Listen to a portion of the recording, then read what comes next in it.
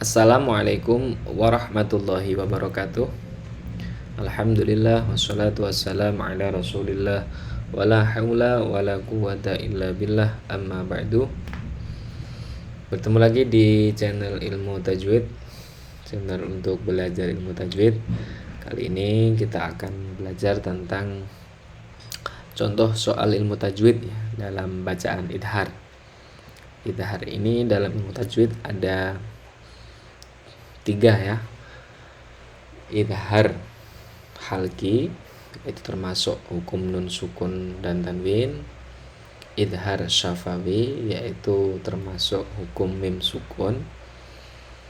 Kemudian yang terakhir adalah idhar wajib, atau juga sering disebut sebagai idhar mutlak. Ini beberapa soal yang sudah kami unggah di blog ya. Nanti akan kami cantumkan salurannya, tautannya di deskripsi. Silakan nanti kalau ada yang ingin menyalin soal-soal ini, bisa silahkan di sana. Yang pertama adalah berapa jumlah huruf idhar halki. Ini berarti yang ditanyakan adalah huruf halak ya. Idhar halki ada 6 ya, yaitu hamzah, ha, kho, ain, dan kemudian terakhir adalah ha. Dinamakan idhar halki karena huruf-huruf idhar halki bertempat di tenggorokan ya, karena halak itu artinya adalah tenggorokan, baik mulai dari tenggorokan bagian ujung sampai pada pangkal, itu semua disebut sebagai halak ya. Nanti akan ada bagiannya ya, ada ujung tenggorokan, tengah tenggorokan, dan pangkal tenggorokan. Berikut ini adalah huruf idhar halki kecuali tha ya, karena tha ini termasuk huruf bukan idhar halki, tapi nanti bisa disebut sebagai huruf ikhfa ya, kalau konteksnya adalah hukum nun sukun atau tanwin ya. Tapi kalau konteksnya adalah hukum mim sukun, berarti huruf tha ini termasuk salah satu huruf ikhfa syafawi. Bukan idhar syafawi ya. Nun sukun atau tanwin bertemu dengan huruf ain disebut bacaan idhar halki ya. Ain termasuk huruf idhar halki. Ini pertanyaan yang sebenarnya sangat mudah ya kalau kita itu hafal huruf-huruf halak ya. Huruf halak ada berapa? Ada 6, hamzah, ha, kho, ain, ghin, ha. Tuh, saya kira pertanyaan seperti ini sangat mudah untuk dijawab.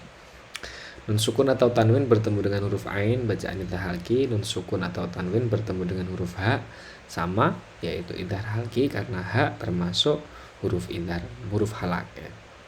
Nun sukun atau tanwin bertemu dengan ghain disebut bacaan sama, yaitu idhar halki ya.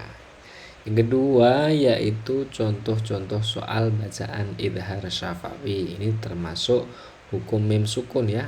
Kalau hukum mim sukun ada 3. Ada idgham mimi ya, atau sering juga disebut sebagai idgham misli, yaitu mim bertemu dengan mim. Nah, yang pertama, syafawi artinya adalah bibir ya. Mim sukun bertemu dengan huruf selain mim dan ba disebut bacaan idhar syafawi ya. Karena selain mim dan ba itu idhar syafawi. Kalau bertemu dengan mim bertemu dengan mim nanti namanya idgham misli. Mim bertemu dengan ba disebut sebagai ikhfa syafawi. Nah, berikut ini adalah huruf-huruf idhar syafawi kecuali adalah ba ya, karena ba ini termasuk huruf ikhfa syafawi. Pada lafal berikut ini adalah contoh bacaan idhar syafawi kecuali mim sukun. Kayak gini, mim sukun, bacaan idhar syafawi itu kan mim sukun bertemu dengan huruf selain mim dan ba ya, yaitu pada pilihan C ya. Itu seharusnya A B C D ya, bukan A D C D. Itu saya keliru itu. Jadi mim sukun bertemu dengan mim itu adalah bacaan idhar bukan termasuk bacaan idhar syafawi, melainkan idgham mithli. Jawaban A, lahum fi, itu termasuk idhar syafawi karena mim sukun bertemu dengan fa. Walakum nisfu, ini juga termasuk idhar syafawi, dibaca jelas ya. D juga begitu, khalaqakum wama, nah itu juga disebut sebagai idhar syafawi. Ini pertanyaan yang menjebak ya, ada kecuali-kecuali. Ini kalau nggak teliti bisa salah meskipun sudah paham. Nomor 5 adalah pilihlah lafal berikut ini yang termasuk contoh bacaan idhar syafawi. Itu khalaqakum wama, ini termasuk idhar syafawi karena mim sukun bertemu dengan waw.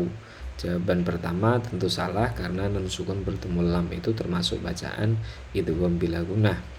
Jawaban D juga keliru karena nun sukun bertemu wawu adalah idgham bi gunnah.